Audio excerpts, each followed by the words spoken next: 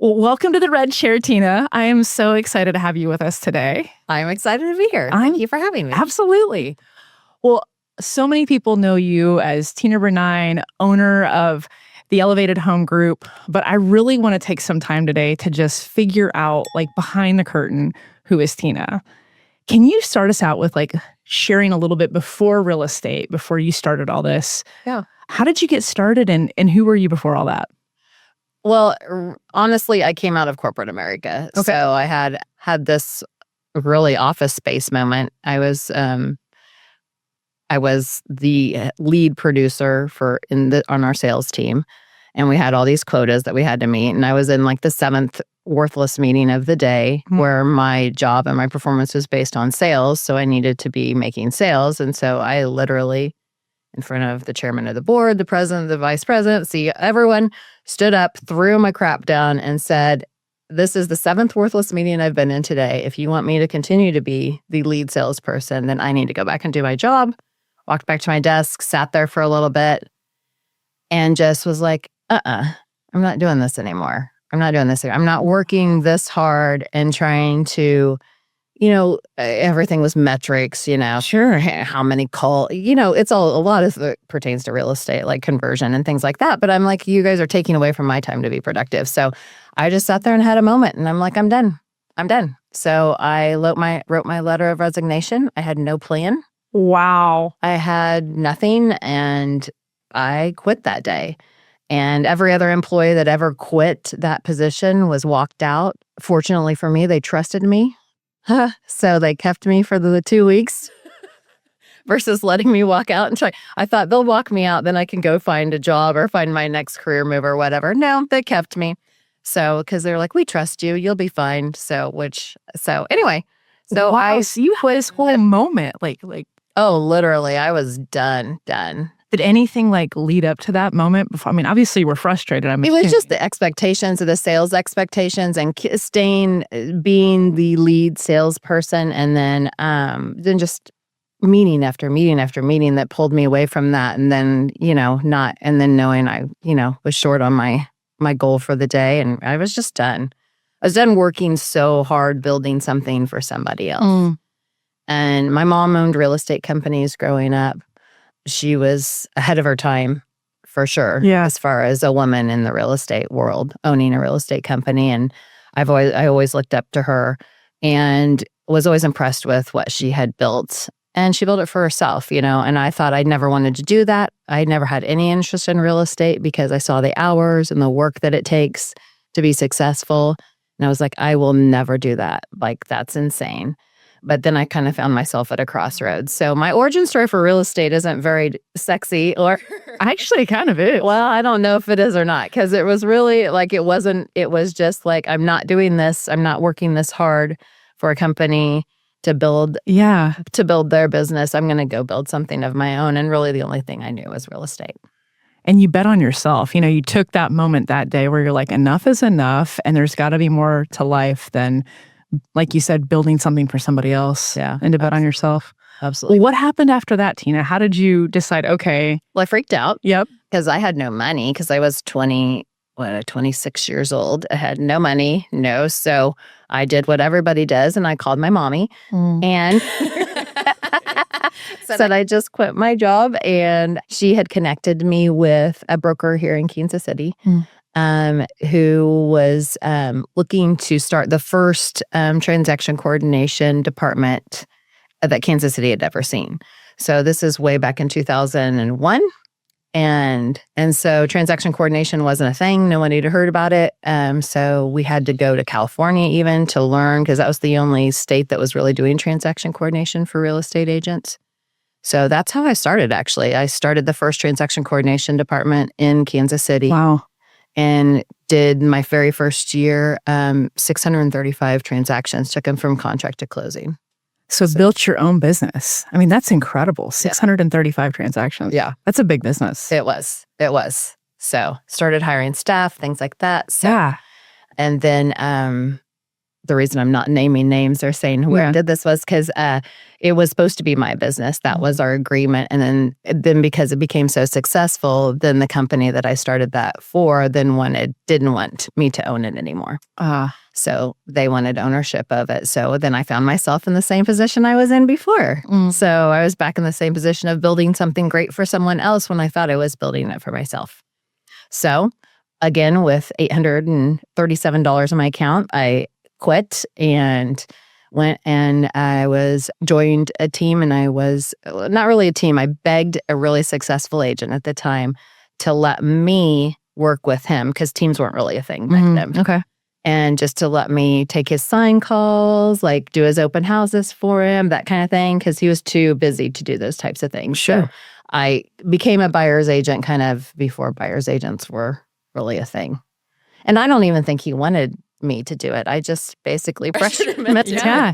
You're convincing for sure. I was just like, hey, you're not working these leads. Yeah. I'll pay you a referral fee. I'll do this. Yeah. So I knew the transaction side. Right. So like the contract close side, when you do that many transactions, because I had done that for 2 years. Okay. So I don't even know total how many transactions I'd taken from contract to close. So I'd seen everything at that point. So I just needed to learn the other side of the business. So Wow. yeah. So what were some of the things that you learned while underneath him as a team member? Well, I'm still very grateful to him to this day, for allowing me to talk him into doing it. But honestly, if I'm being quite honest, what I learned is, like, as a buyer's agent, what I didn't love as a buyer's agent. So I've always that's helped me throughout the years, and especially when I decided to grow a team, of knowing that I had been on that buyer's agent side. I've been a transaction coordinator, so I knew what those jobs entailed and took, and I knew what made me feel valued and what made me feel like I was less than. Yeah. So, Well, and how long were you a part of that team, Tina? oh my gosh, Ballpark. That's 26 years ago. Okay. A year and a half or 2 years, Okay. and then I went on my own. And did you jump in fully solo as an individual? I did. Okay. I did. So I hired a transaction coordinator because right from the beginning, I knew what they did, right? Yeah. So I knew I needed one, or I wanted one, because I didn't want to do that. Yeah. So yeah, I did solo and then just had a transaction coordinator at the time. Tell me about that first year solo. What was that like? It was great. Yeah? Yeah. Yeah. I mean, the first year when I very first started real estate as like an agent, it was horrible because there was no training. Yeah. There was nothing.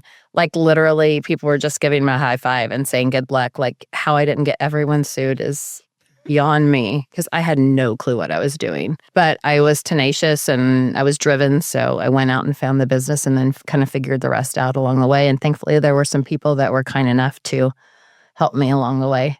Guide you, kind of show you the ropes. Yeah. Absolutely. Yeah.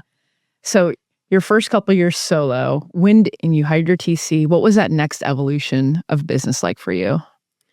Really, honestly, the next evolution, like the next 7 years were pretty much successful. I mean, I was doing my very first year, I did $4 million, which back in my average sales price was $85,000. So it was a lot of business Yeah. a day. But those first 5, 6, 7 years, it was really just, $5 to $6 million. I was considered top agent, was considered very successful, but I was just doing the same things, same year after year. Yeah. And then, funny enough, I was at the balloon company at this time. And then Keller Williams, where now and have been for a long time. You're not going to like this part, but I'm going to tell you because it's honest. I love it. Different offices kept inviting me to mega camp. So, and the first year I got invited, I'm like, I'm not changing offices. I'm fine. Look how successful I am, right? I'm doing so great, right? Yes, that's what everyone was telling me. So they were like, fine, there's no expectation. Just come check it out. Sure. So I did that for 5 years. Mm. As a guest of different Keller Williams companies for 5 years. Play the show, right? And then the 5th year, something clicked. It was actually, I'm going to give Kirk Blinsler a shout out right now. I had a good conversation with a good friend that was a realtor that I respected. And he had asked me a question about what success looked like to me. And I kind of explained it. I'm living it. I'm in my 30s, making good money. I think I'm pretty cool. So not cool. And he said, so do you feel like success is having the same year after year? Or do you feel like success is when you grow and change? Wow. And that was the turning point for me, because I had literally been doing this same thing year after year. Very comfortable, making a good living, but it wasn't my definition of success. And I wasn't growing at all. Yeah. So that was kind of the turning point for me. So that's when I joined Keller Williams, and it had twofold. I had enough business at that point in time. I had an overflow business, so everyone was telling me I needed to hire a buyer's agent, and teams were a really new thing, because we're talking like 2010 right now. Sure. Really new thing. And Keller Williams was the only one doing teams. And I had gone to the balloon company several times and said, hey, I need some kind of format to set this up. And it was just I don't know what their system is now, but it was back then they didn't have it. They didn't have a program for teams. Mm-hmm. So for me to start a team was way too expensive, because the monthly fees were insane. Like if I brought on an agent and an admin and everything. So after several months of conversations, then I made that change to Keller Williams, because I knew I wanted to build that team. And with the models and structure that Keller Williams already had, I'm sure it just was like more of a plug and play. At least they embraced teams. Exactly. Understood teams, where I think the rest of the real estate industry was kind of fighting against it, because I think they just didn't understand. I didn't understand it. They thought it was going to make them less profitable, which I'm sure it probably did. But it also enabled, people like myself, who I was just letting business fall through the cracks, that, to go ahead and take advantage. And also, one of my things is I've always been huge. And even when I was new, was always went to every class, went to every training. And then I started teaching all the classes and doing all the training, because it's always been so important to me to like give back and to train and to help other people like get the help that I didn't have. So I'm a very like loyally quality, like, person. And saying it forward and giving back was so important. Yeah, for sure. For sure. So they had all the training and everything that I needed to, and I knew they were going to support me going forward. So, yeah. So you've got, at that point, you've come over to Keller Williams, you've got your team at least started at the internal framework. What does team life look like now in that era? Well, I didn't have anything put together then. So I actually came over as a PC. I was recruited over as a PC. Okay. So, because I was doing so much training already. And we kind of talked about that would be a good fit for, and I went to Dave John's office. Mm-hmm. That's who, still a great friend of mine to this day. Great guy, one of the best. And that's kind of what we talked about, like could leverage the PC, and they were fine with that, with helping me grow my team. So it was kind of a win-win, right? For sure. But I didn't know what I was doing. So it was bad. I hired buyer's agents first, didn't have the back-end system set up. So, I mean, there's been several iterations of the team. And back then it was the Tina team. We recently just rebranded last October to Elevated Home Team.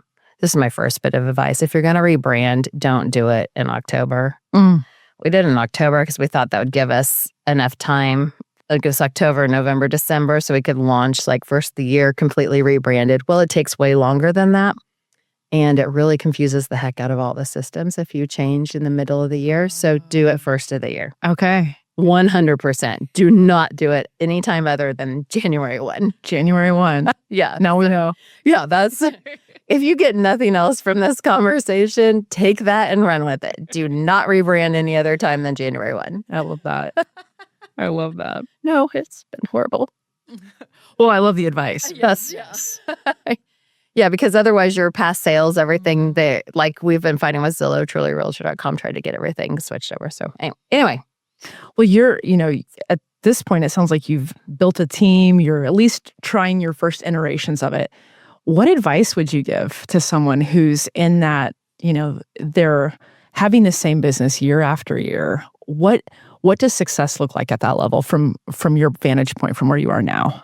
Yeah, I give this advice all the time. Like when you have too much business to handle, that's the point when you need to first hire an admin. Like start there first, and not a transaction coordinator. It really needs to be an admin, in my opinion. Sure. I mean, because I tried it with a transaction coordinator, and it's just a lot. So do a full-time admin and try, and then get as far as you can by yourself then. And then when you have that overflow, then I think that's when you start adding people. People have different systems for different teams, but I think that part of having a team is not only training, filling them in, coaching, one-on-one, that kind of thing, but also having some business that you can share with your team too. What were some of the biggest challenges for you that you've had being a leader of a team and leading people, leading others, accountability? What were some of those bigger challenges for you early on? My biggest challenge, and continues to be one I've grown a lot though, is the control issue. Because you want to, like for me, I had a really good reputation in the real estate industry. I'd worked really hard to build that up. And then to have other people join your team can be a little bit nerve-wracking, or you're worried about. So I was trying to control everybody to make sure they were doing things exactly as I would do them, and literally trying to control everything. Turns out you can't control other people. You can only control yourself. There are things within your control, but at the end of the day, I think you just have to get to the point of you only hire people that you, my thing is now I will only hire people that I would put my very best VIP client in their car with them. That's good. Because then I don't have to worry about it, right? So I know they're going to be trained. I know I'm going to train them to do business like I want business to be done, with very customer service oriented and going above and beyond. But really the thing is if I wouldn't put my best client with them, then I'm not going to hire them for my team. Yeah. I mean, like you said, that person's an extension of you. Yes. And a lot of times I think that's what separates agents from ever wanting to start a team, is they go, oh, I have to do it all. It has to be me. And like you said, if you don't have that person that you feel comfortable leveraging your very best person to, it's not the right person. Right. Because that's what I've seen a lot of teams do, is they start a team and then they give like their overflow, of course, or maybe their internet leads, or not their great business to those people. That only takes you so far, right? And then you get at the point where you really want to move into really running the team and working on the business versus in the business. And in order to do that, you have to have that confidence to be like, hey, look, this is Genevra. She is my VIP client. She has done 8 transactions with me, and I'm going to trust you to take care of her. Like that amount of confidence to hand that person off to somebody, I just feel like you have to have that 100%. And it makes such a big difference too. You know, It does. When you're trusting your people and they can provide that value, that service, that experience from beginning to end, your clients feel it. And I'm sure you've had this happen to you where they actually like your buyer's agent better than the experience you provide. Oh, my partner agents are every single one of them are so much more patient than I am. Yeah. Patience is a virtue that I am still working on.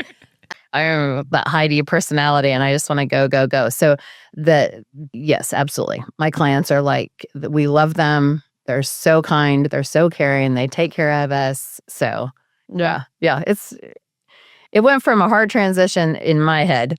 The transition was hard for me. Yeah. Not for my clients, if that makes sense. For sure. Yeah. And it's that, Gary calls it the myth understandings, that you're only can provide that certain level of service. Oh, it was my ego for sure. And it hurt when I first started. It did hurt my ego, because I would be like, well, you're going to be with X and they're going to take great care of you and take you. And they would be like, okay. Sometimes they'd fight back, but then, the minute we're like, hey, we want to go see this house tonight. And I'm like, well, I can't show you until Friday at 4. And they're like, okay, who is that other person? Because what I found out really quickly is that clients just want good service and they want fast service. So they don't really care who gets it to them, as long as it's good and fast. Yeah. And, you've hit on this a little bit, but how do you create a culture in your team, a culture of care and that experience? Of course, training and making them an extension of you. Is there anything else that you're doing specifically that creates that type of culture in your team? I think it's more just our team is everyone. I like everyone on my team. I truly like them. They really are friends. They're people that I want to hang out with. They're people that I want to be with. I'm excited to come in the office because I know I get to hang out with my friends. Yeah. They're all very kind, caring people. It's just I've been really intentional about making sure that's who I go into partnership with, are people that really care about other people deeply. That's very important to me. Yeah. So, because when you have people that care about other people deeply, you don't have to worry about the customer service part. That's right. So, And it just oozes out of them it that does. they care, they're patient. They're authentic. I know that's a buzzword that nobody wants to use it, but it is true. I mean, they're authentic. I'm the same person in here, down the hall, upstairs, out in the world. And I try to hire people that are the same no matter where you find them. Yep. That their audio is always matching their video, Absolutely. regardless of what's happening. Absolutely. I love that. Yeah. Well, Tina, tell us a little bit, tell us a story from your business of, maybe an experience you had with a client where things like it remind you of why this work matters, where you're able to give back, or you had a client experience that really just resonated with you.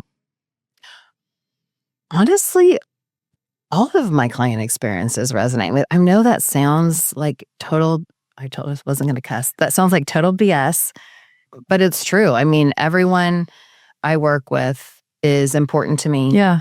And is valued. And if they're not, I mean, we do pretty comprehensive consultations when we start. So we know who we're getting into business with. They know who they're getting into business with as far as the clients and the agents. So we know right ahead. And there's something amazing about every single person that you meet, right? Oh, for sure. Yeah. For sure. And look, I don't work with everybody. So I think that's why I can say it that easily, is that, we use that buyer consultation to make sure we're going to be a good fit. So yeah, no, they all are. I mean, some are more special than others, of course. So I'll never forget the first time Josh on my team, he was shadowing me when he was newer to the team. He's an experienced agent, but I was trying to teach him our ways or whatever. And I went into a client who had done several transactions with me, and I sat down, pulled out the consultation, put the monitor up, got everything ready. And she was like, "What are we doing?" And I'm like, "Well, I'm going to do the consultation. We're going to go through the process. And I'm going to ask her," she goes, "No, I want you to list it for whatever you want to list it for. I need you to tell me what to do. I want you to negotiate everything, and I want you to tell me when it's under contract." Josh looked at me like, "Are they all like this?" I know, right? And it was so funny. I was like, "Okay." So, but I mean, that meant so much to me. And that is exactly how that transaction went. So she just wanted me to take care of everything for her. And because we'd done business in the past, she already trusted me. She already knew how hard I would work for her. And so she just literally just turned over the keys and said, "Let me know when it's done." Yeah. Yeah, we got in the car and Josh looked at me. He goes, "Well, I don't think I learned anything from that one." And, I said, "You absolutely did. If you do a great job for your clients, they're going to trust you and they're going to listen to it." Yeah, that's exactly know you're going to, yeah. When you take care of them all the way through, right. You don't even have to pitch. Right. Yeah. No, absolutely not. So I love that story. That's great. Well, Tina, I know just from knowing you, your connection, your involvement in organizations where you're that are important to you to give back. I know you do a lot here for DEI. You're involved with Big Brothers Big Sisters, all kinds of stuff. Tell me about what your involvement in those organizations means to you. Well, it's really I have two big whys. It's to give back to the community and give back to other people. And then it's also to build something big enough so everyone on my team can fulfill their dreams. Those are my whys. I love that. And being able to give back to the community is so important to me. I mean, that is to me what's fulfilling. And I'm luckily in the position now that I can donate time and money. But when I was younger, I didn't have any money. And someone told me early on, when in my early 20s, if you don't have the money, donate your time. If you don't have the time, donate your money. Just make sure you're making an impact somehow. So make the world a better place. And that's just always, that resonated with me, and it's very important to me. So especially if it's a smaller, I love Big Brothers Big Sisters. I've been involved with Casey Pet Project. Bridge Leadership Academy is kind of near and dear to my heart because it's a smaller organization.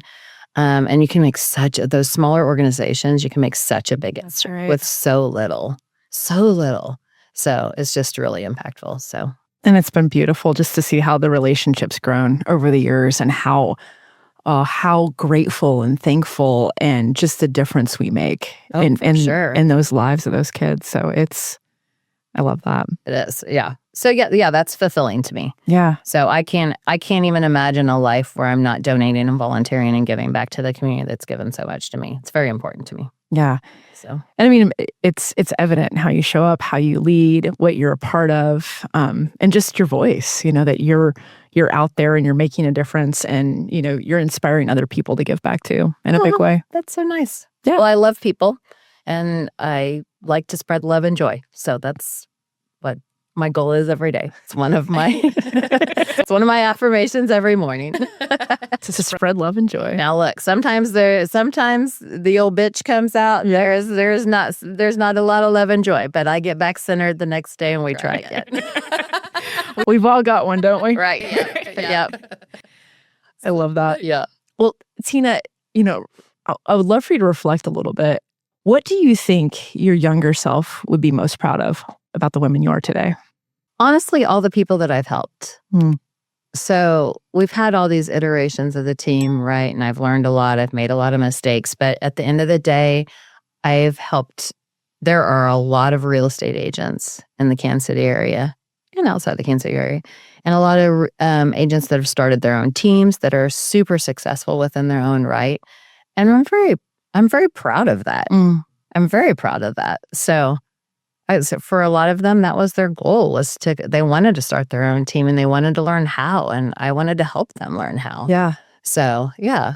And I mean, you've helped so many people build some incredible businesses. I mean, I can see their faces and who they are. And I know, I think I want to do like a happy hour, like a past Tina team. I know, I keep saying it's not. It's okay. Tina team / elevated home team. Yeah. It's all still, no, the name changed new. Like a past agent partner happy hour. No. Well, it's true. It's like those things and those foundations that they pulled from you, now they're going out, they've built their own teams, their own businesses. Yeah. And I love that. Like, you're part of their story forever. Right. And their history and how they lead. And I'm sure the clients that they touch all over Kansas City. Yeah. It's pretty cool. That's really cool. It helps us go, you know what? If it was only for that, it's worth it. Yeah, absolutely. Absolutely. Well, I know, Tina, as you've evolved, you've built teams, you've done it some different ways. Can you unpack a little bit for us? Maybe, I know that you've had a history of building some teams and things change and some things happen personally. Can you kind of talk to us through that? Yeah, for sure. I've had different sizes of teams. I mean, the first time that I built a larger team, I did it really centered around myself. I don't know how to explain it.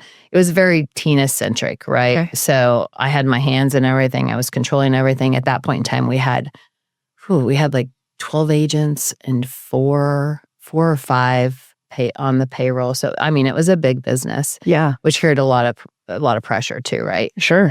I remember to this day, we had to make $26,342 a month to break even.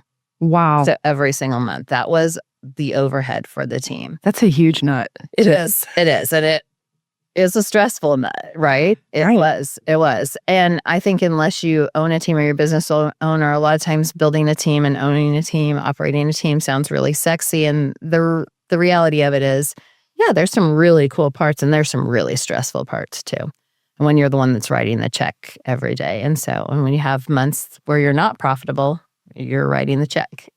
Why? So, and I think that I had built that team really centered around me and my business and the ability to, I didn't do a great job of teaching everyone to fish. Mm-hmm. So, and it became really stressful. In 2019, one morning I woke up and I couldn't move. I literally could not move. It was the weirdest thing. It was like someone was pinned. I was pinned to the bed. Like my limbs were so heavy. And it was crazy. I hid it for a really long time. I would actually close my door and say I'm in a meeting and lay down on my office floor and I would have to take a nap during the day. I'd have to rest during that because I couldn't make it through a regular day without resting. Because we ended up finding it's an autoimmune called adrenal fatigue syndrome. Okay. And now that I've had it, I'll have it for the rest of my life. So I have to be very careful with it too. So, and it just is exactly like it sounds. You're living in such a high, so you're hitting a fight or flight, and you're in that fight or flight for such a long time. You know, when you get that adrenaline rush, I had that all day, every day. Wow. So I had literally depleted my adrenaline. I had no adrenaline left. So yeah, it was crazy. So at that point in time, unfortunately, I had to make the hard decision, and I basically had to shut down the team because I couldn't run it anymore. You for sure. And I had set it up so it was all around me. Okay. So without me, there was no running of the team. Yeah. It wasn't going to run on its own. So it was the worst day of my life. I had to literally, had to let everyone know that I was sick. I had to let everyone know that I wouldn't be able to do it anymore. And I had to let everybody go that day. Oh my gosh. I can't even imagine. Oh, it was horrible. How that must have felt. It was horrible. Absolutely horrible. So I kept just my director of operations at the time and one of my agent partners. And that's how we moved forward for the next several years. We added another agent, Maria, who's still with me. Yeah. But yeah, we were just a very, very small team for a long time. So tell us kind of what that process was like, going through it for the next few years, building, rebuilding, kind of your thoughts, feelings. Yeah, well, you could say it worked out or didn't work out because like the pandemic hit and then real estate went insane, right? Right. But we also were working differently, right? So it did give me kind of the ability and clarity I've always been an innovator. Like, so when things shift, and I made it through barely made it through the recession, the real recession back in 2008. But so ever since then, I've been one that like when I see things changing, I will change almost immediately. So I'll start building systems and processes and whatever we need to do around whatever change or shift is happening in the market so that I don't have to ever go through that recession again. Yeah, the recession hit me too late. I didn't see it coming until too late. Gotcha. And so I will never let that happen again. So, what it did was we did a lot of innovation then, a lot of change. But then we came to we got to the same point where it was too much business. I mean, poor Jordan and Marie were like, yeah, they were like it was just too much. It was too much. So then I came to that point again where I'm like, okay, I know I need a team again because I can't keep doing this to everybody. I'm just working everybody to death. And I didn't want that for myself either. Right. Especially with your health. Right. I had to be super careful. It was less stressful though. Taking care of yourself is a lot, and your business a lot less stressful. Taking yourself, your business, and then there are people. And $26K a month too. Right. And then that overhead. But yeah, so then that was the point where I decided that I knew I needed a partnership. I knew I needed something else. I knew that running a big team like that it's a lot of pressure. It's a lot of stress. I knew I wanted something else. So I started kind of looking to see what was available, and super grateful to Lucas Sheridan for introducing me to Place, which is the biggest team in the country. It's a company that's built on vertical, making the real estate business vertical. I also knew I wanted that because for years and years, everybody's talking about people want one-stop shopping. They want convenience. They want you to take care of them from rental to, assisted care. And I just honestly never seen anyone that really did it. And Place is the only company that I've seen that not only I did it, but they're doing it. Like they're continuously growing. So that I made the decision to partner with Place. So, which is the best decision I've ever made in my life. That's great. Yeah. It's the systems, the tools, the technology, everything that they have for us to support us is insane to me.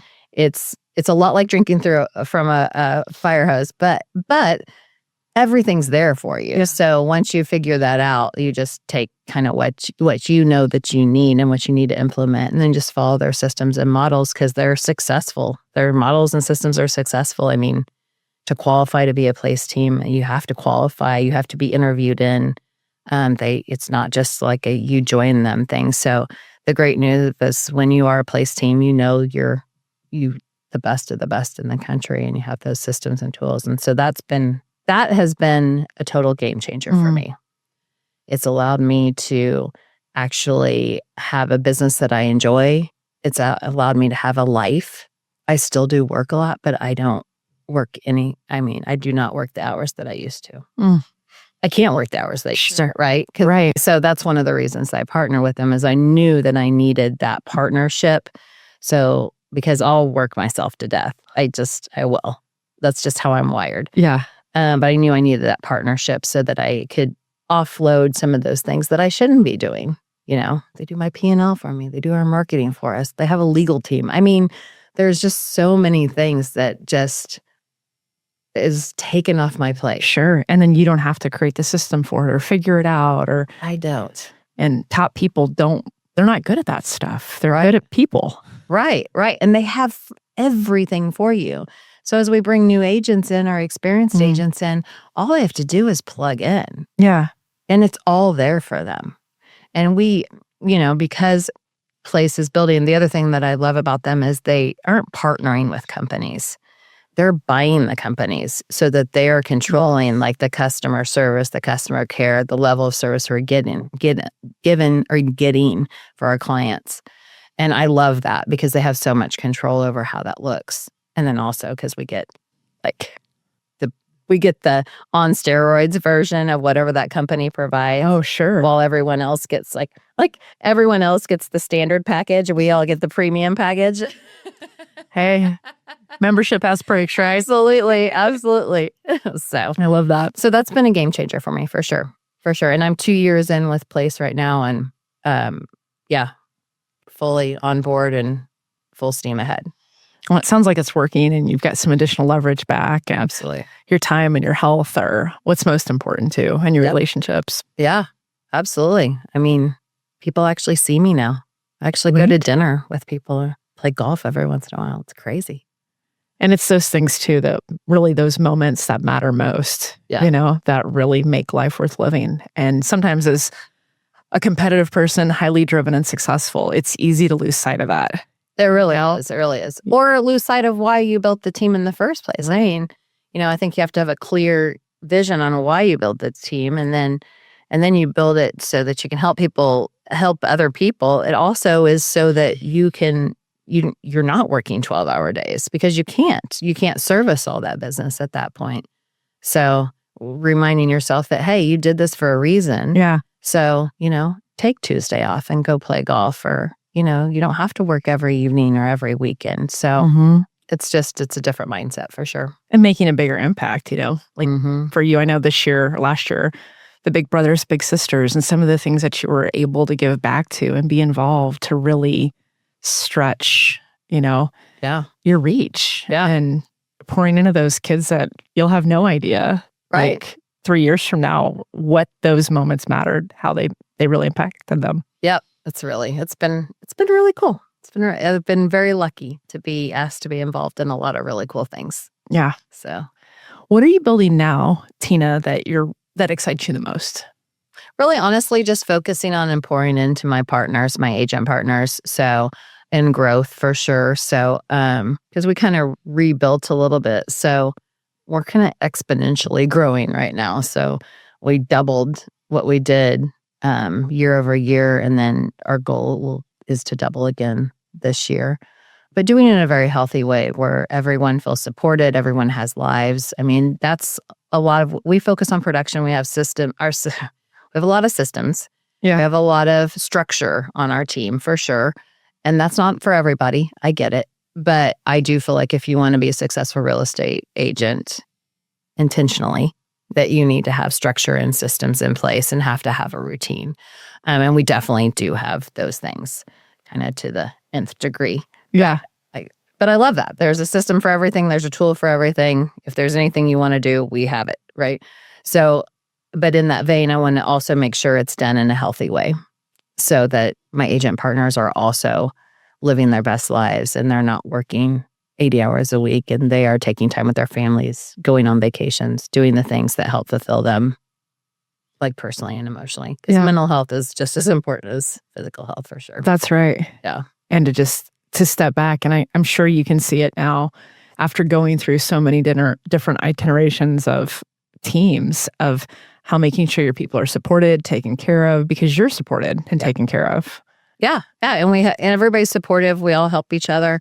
So it's just it's a great and it's a very important culture to me. And so, and if that's not going you also have to make sure you protect it too. Yeah. So, yeah.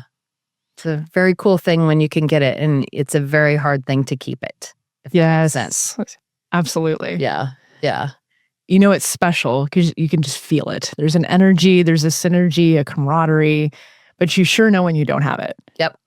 Absolutely. There's that toxicity, the gossiping, the backbiting, and there's sometimes it's just a switch that's so it starts slowly and then you don't even suddenly. You don't even know it's there. Right. Until it's not there, which is the crazy thing. You don't realize it's there till it's not there. Yes. And then when it's not there, you're like, what is going on? This happened? Feels so good.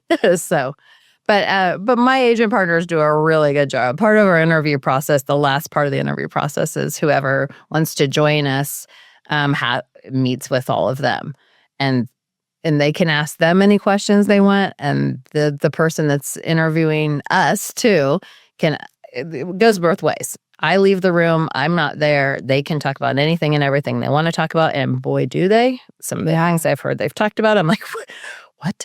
But I want that, right? Sure. Because look, we have a lot of fun. Yeah. A lot of fun, but we work really hard. And we are very protective of the culture. And what I found is that interview protects our culture because my partners are so passionate about it that they protect the culture. So I don't even need to worry about it. So, and you've created that safe place for them to provide feedback or to get to know it and share authentically. Right. And that's what I say. We are who we are. And look, it's a shit show sometimes. But it is what it is, and you gotta embrace it. If this is not for you, then it's not gonna be for you, because this is how we act on a day-to-day basis. Like, love it or leave it, right? Right. Love it or leave it. That's exactly it. And I mean, I love what you've created too, Tina. It's like your team loves well. They're authentic, they're high producers, they're driven, and it really starts from the top. And your trust in them to share and protect what you've built through them too. Yeah. Well, it's them. Yeah. They're the ones that want to protect it. Absolutely. So I don't even have to worry about it because they're so fiercely protective that just happens automatically. Absolutely. Yeah.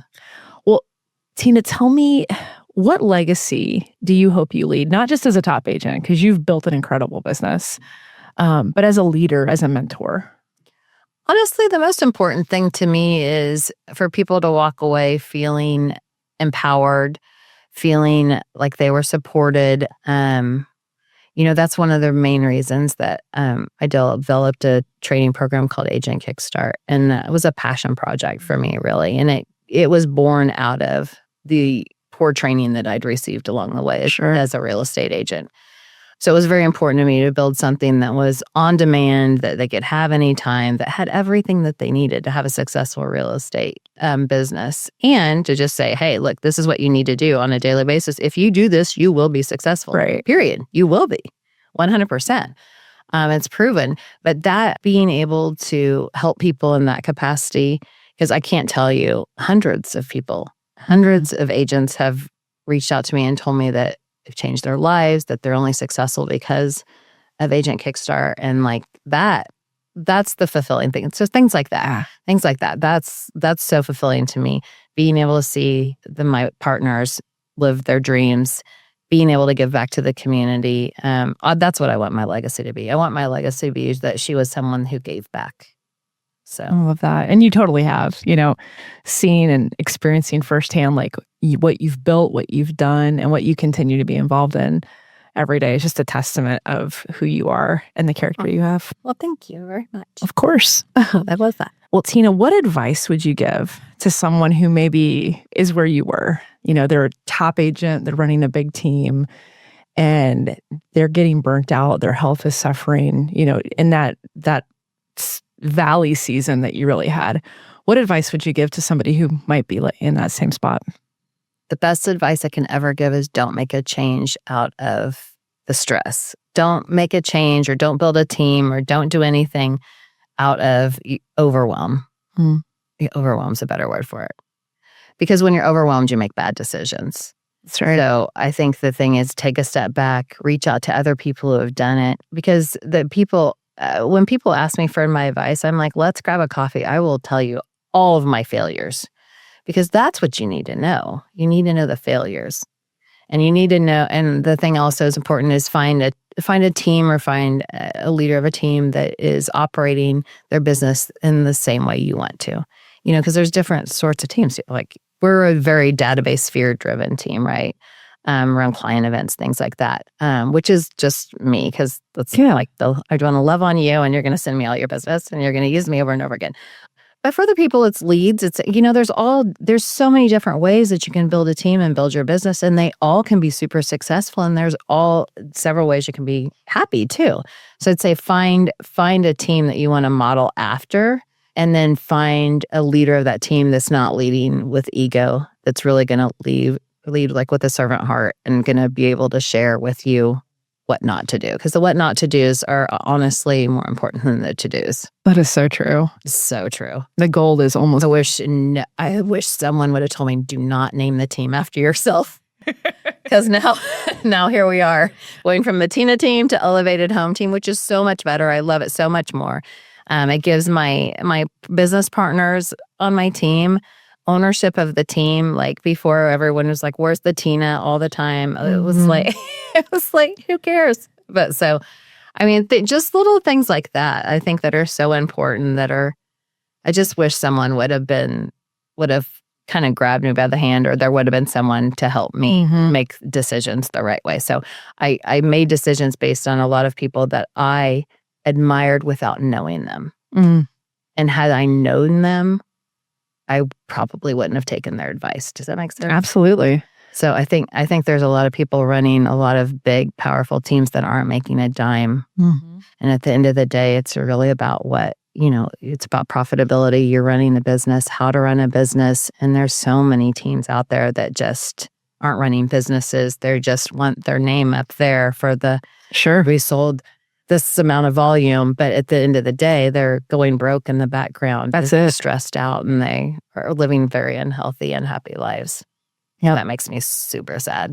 Because it's people like that people are looking up to, and it's all big hat, no cattle. Right. There's nothing under the hood. Well, it's not that it's unattainable, because that's very attainable, but it's not anything you would want to attain. Sure.